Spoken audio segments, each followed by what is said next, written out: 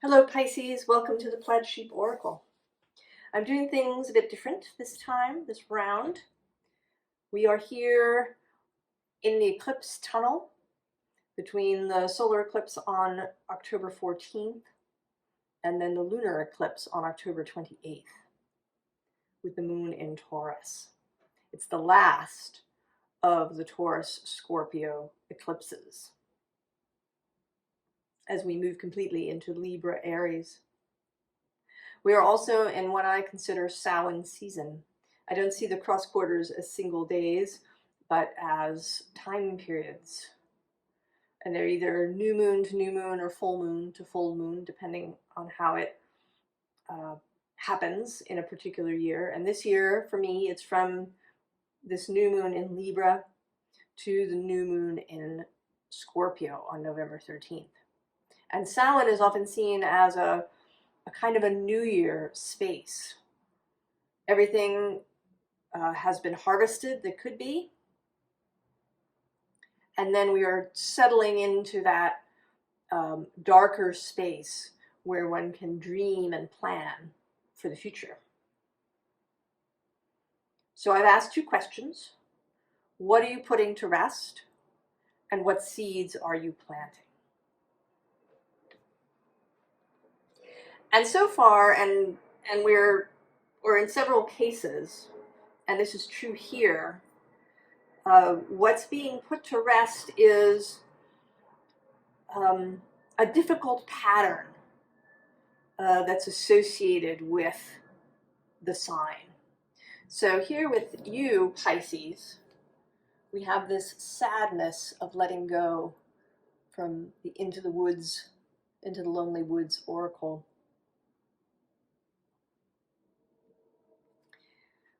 And I think that, right, what this is about is perhaps a sense of victimhood.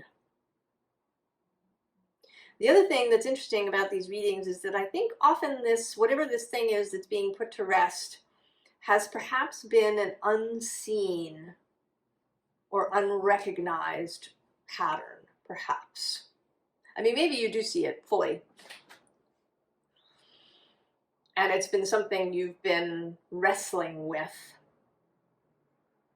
But it is a Pisces possibility to fall into a kind of victim or martyr energy of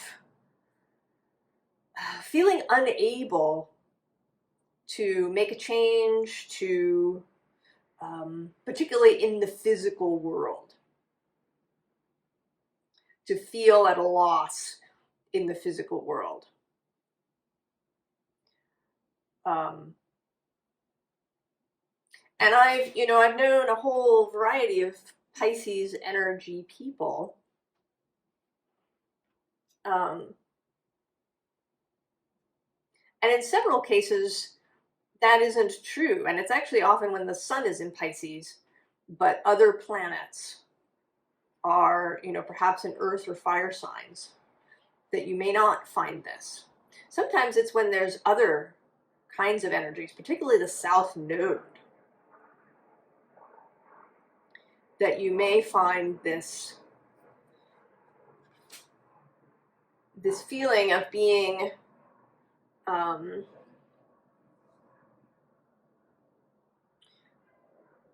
unable to act in the world in some way. And actually this energy has been coming up in several places. It came up from Capricorn, where it was kind of a sense of authority and fatedness and tradition, and for Cancer and kind of being swept along. And now here for you, it seems it's like, things being so nebulous. We have this Tower energy. Here, this sense of mental overwhelm, of so many things coming in that it's, right? That it's too, that you kind of get lost in it. You're at the mercy of all these energies around you.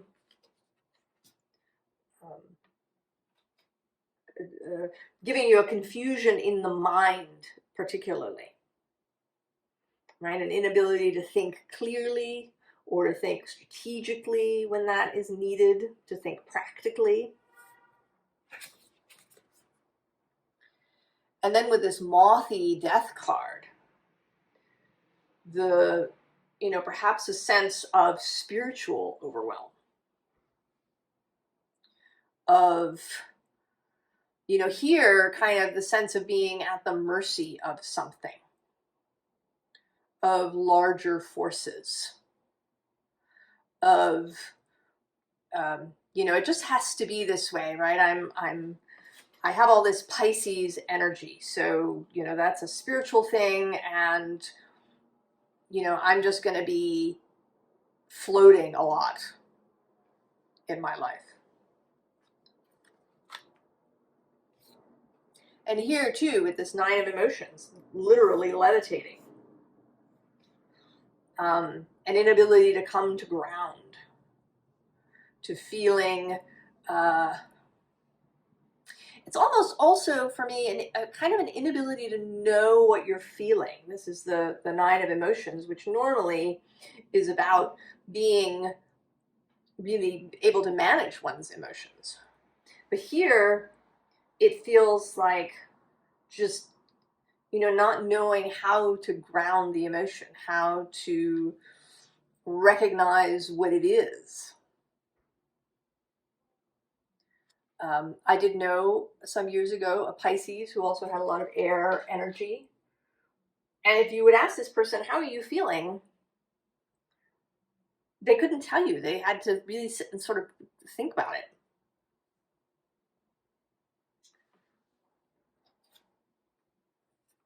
And then the 7 of voices is about choosing, right? Making choices.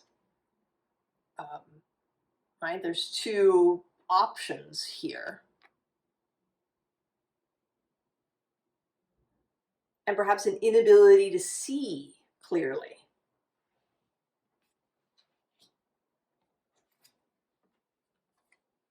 And here with the Chariot, instead of being, here the director, the leader of all these horses, it's as if you are being just dragged along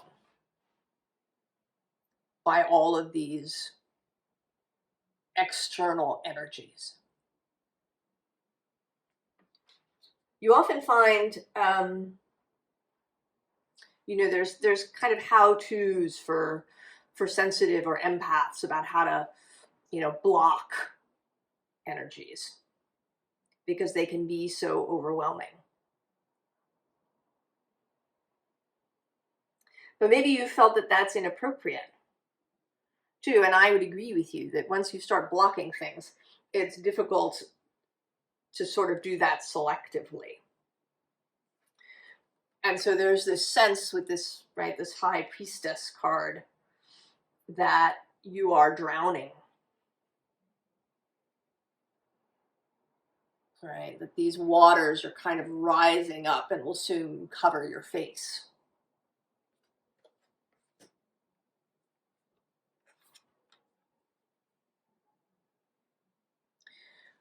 With the 4 of fire here, there also may be a sense that maybe you're not supposed to act. That you're just supposed to, allow spirit to kind of make all the choices, and that you should just, play your flute and not concern yourself with taking action. That you're just waiting with this messenger of water for the information, that that you're not supposed to choose for yourself.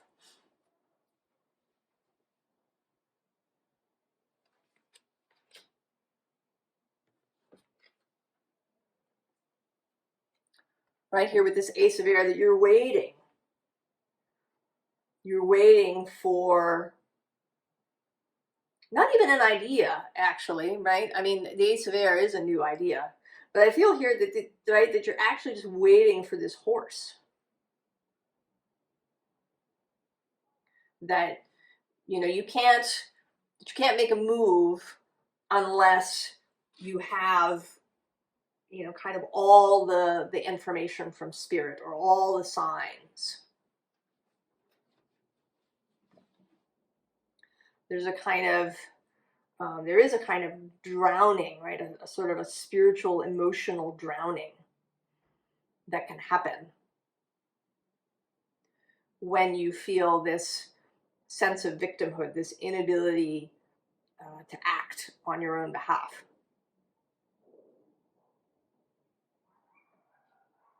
So, how do you set things down? Well, here at the top we have your card, the Prince of Cups, with introspection. But he is not, right? He's sitting on land here.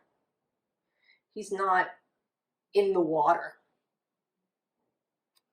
And he holds the cup, his own grail, very clearly. He's centered. Here, because he is, right, we see his bare chest. There is a sense of his body, to be in your body.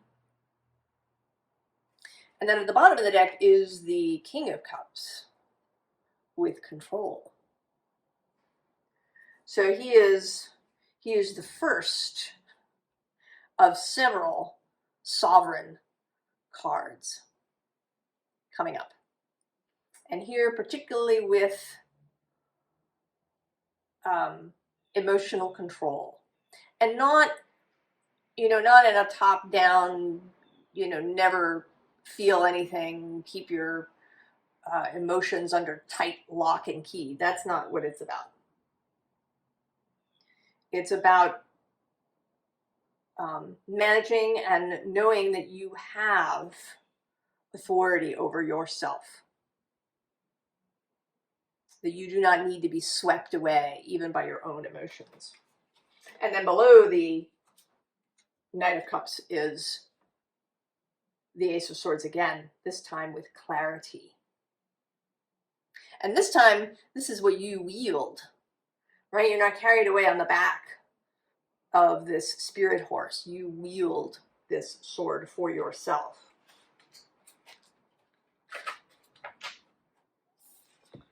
Then sovereign number 2 is the Queen of Wands. And this is a particularly sort of spiritual Queen of Wands, opening herself to the cosmos, but on her own terms.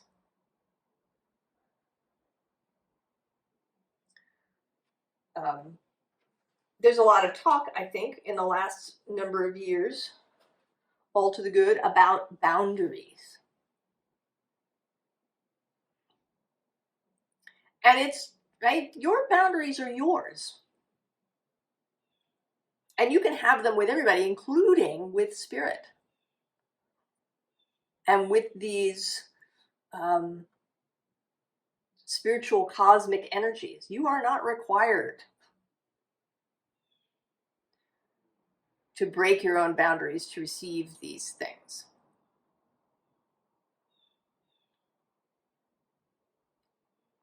You can choose how much you receive.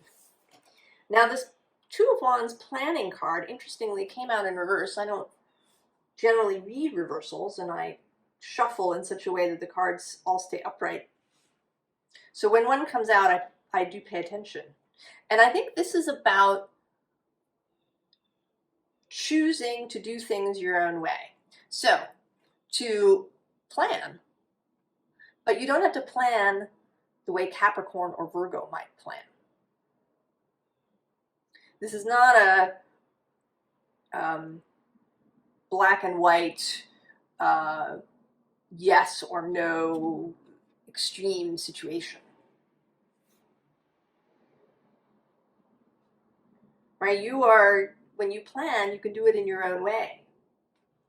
And that might mean that you plan only a little bit, or you have, just kind of a skeleton, an outline, rather than a set of specific steps. Do it how you want to do it. And then here with this fulfillment Nine of Cups, so Nine of Cups appearing again, but a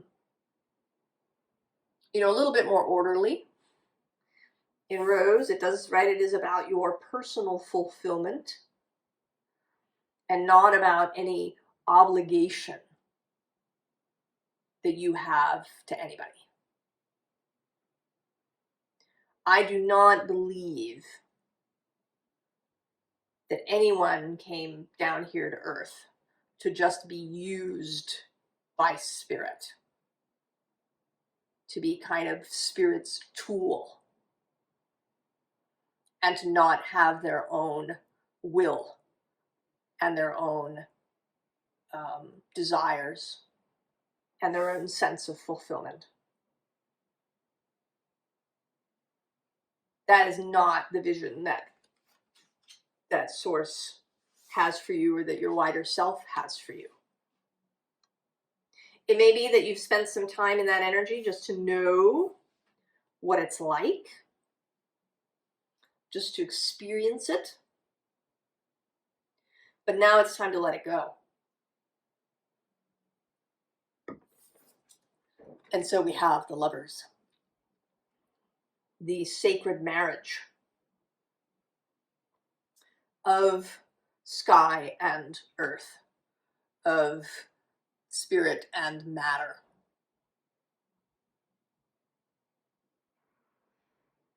This is a co-creation. Your will, your desires, your grail, what your heart seeks is important.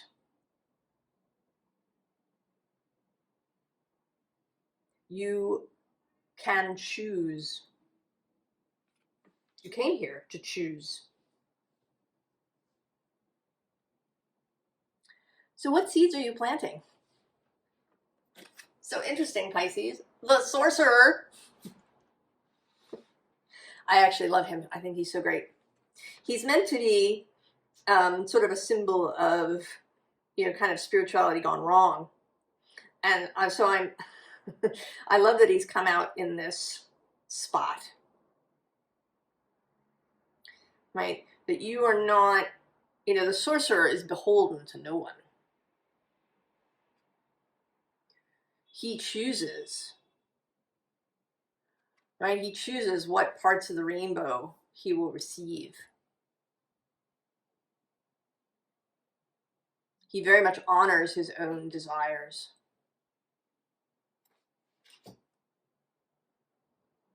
He is in charge.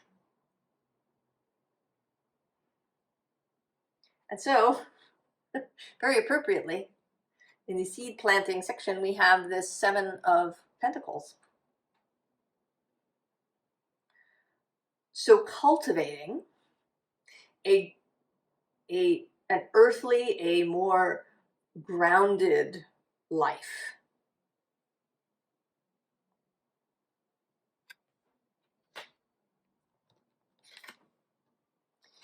And here with the Page of Swords, learning to listen in a new way. Right? Learning to receive those messages, those promptings, those intuitions. Learning to receive them in a new way. It's a little bit of a novice energy, right? You've got your sword here that you picked up, and you're ready to choose how much you receive. And then that shows up here again with the Hermit, who is across, right? This is Virgo energy across the way. Discernment. Keeping your own counsel. Choosing sometimes to to separate yourself, to, you know, and it may be from people, possibly, or from all of, you know, internet traffic. But it could also be to just do really earthy things, to create a practice for yourself where you really engage fully in something material, right? That maybe you take up gardening or sewing or cooking or carpentry or ceramics, right? Something, you know, I think that we need that. And in the last, you know, 150, 200 years, we really moved away from that with, you know, things being made in factories and jobs moving into, you know, doing stuff on the computer, doing all of this kind of nebulous work.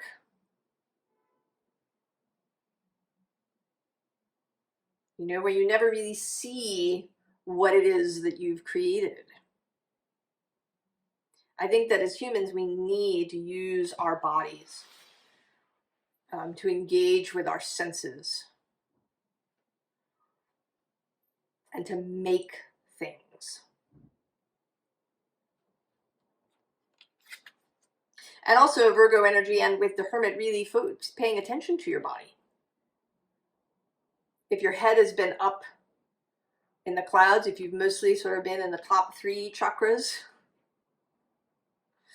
to really feel what's happening in your body. Listen to your body's messages as well as whatever's coming from outside.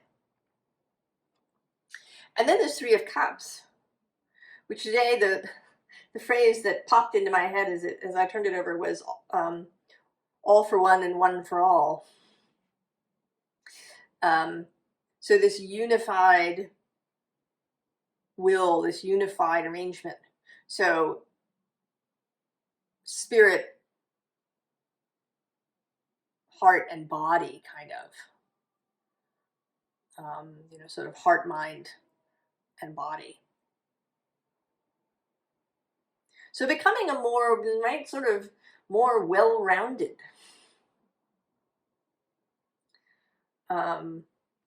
You know, if you do have, I think perhaps many of the Pisces, judging by the readings that have come up here, do spend a lot of time in this spiritual space. There's been a lot of,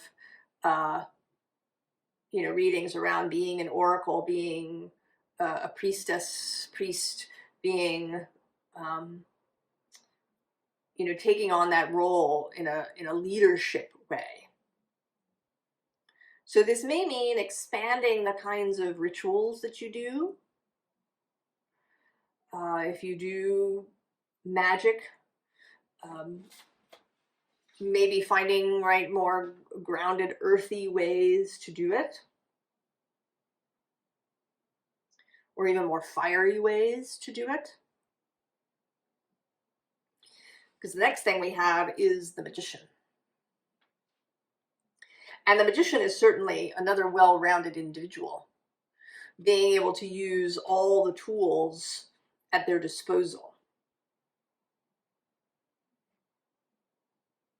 So all of the elements. And the Magician is another very sovereign figure.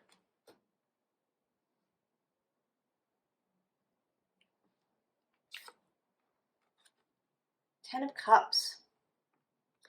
And here I'm struck by the fact that in this Ten of Cups there is no water. There is no cup here. She is walking through a garden or through the woods.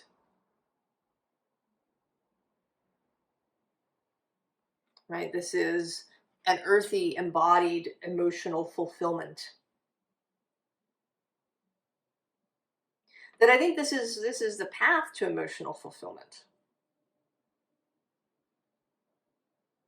is with our whole selves. And that repeats here too with the Empress. Venus energy. Venus is exalted in Pisces. An honored guest.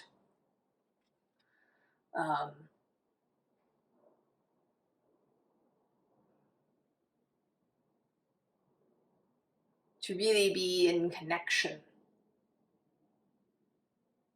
I think with both of these cards, this connection to the natural world.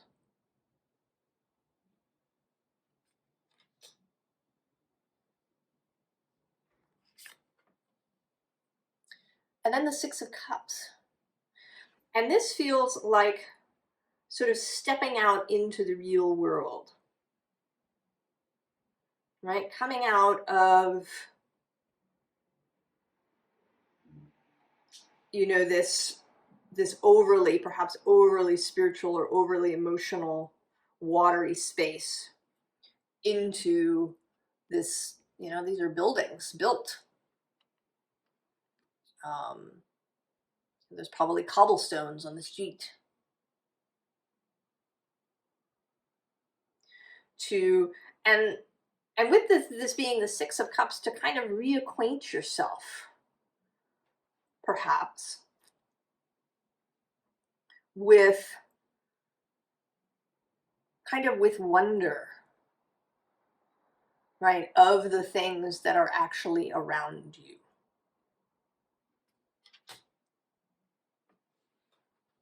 So to really, right, to pay attention to what's on your street, to maybe even getting to know your neighbors better if you don't, perhaps.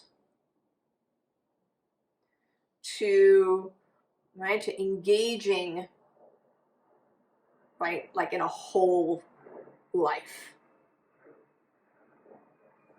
So what is the advice? The Queen of Wands appears again, and this time, interestingly, in the water. This is an interesting Queen of Wands, because it is so watery. So again, being sovereign, choosing for yourself, being the authority in your own life, but doing it your own way. You don't have to do it the way Aries does it, or Taurus. And then the Nine of Cups underneath for a third time. And this time, you know, filled with flowers. But, right, the snake, the watery element is there. And then the Magician below that. And at the bottom of the deck, the Ten of Pentacles, right? Kind of the pinnacle of earthiness. Growing something.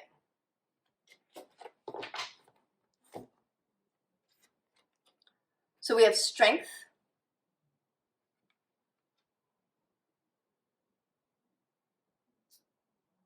Knowing your own strength. But also, right, she's kind of, right, she's not a usual strength. You know, she's got bats everywhere and insects and all sorts of weird stuff going on. So absolutely, keep the weirdness. Keep the woo-woo. Keep, you know, keep the cosmic.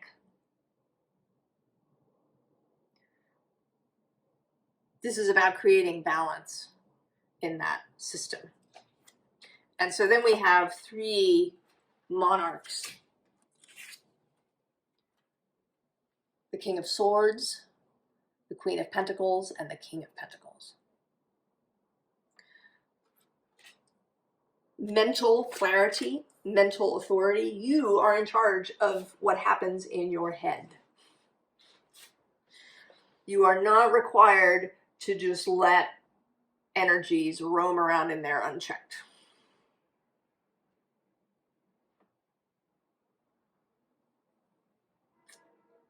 you have choices about what you take in.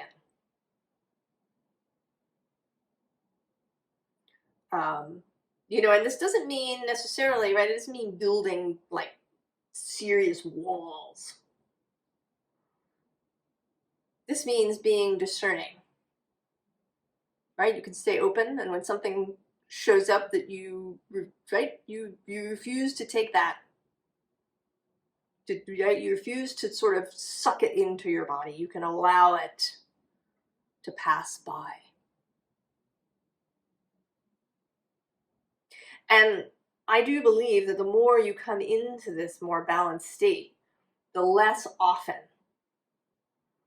these kind of really troubling, overwhelming energies will even appear to you, because you're simply not going to match their energy. And then with the Queen of Pentacles, it's, right, the real experience of the physical, of your body.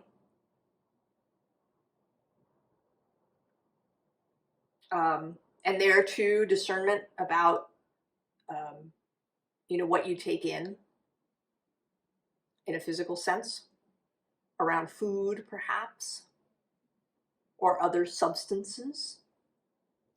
If you do like to use psychedelic, or you have gotten accustomed perhaps to using psychedelic substances, you will be more discerning about that, because it may not be in your best interest to use them a lot or every time. And then the King of Pentacles, personal stability, that you stand on your own ground, that you're not being flooded and drowned, that you are not a victim of your soul or of source or of life.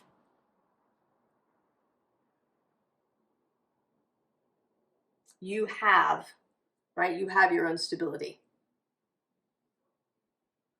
You stand always on your own ground.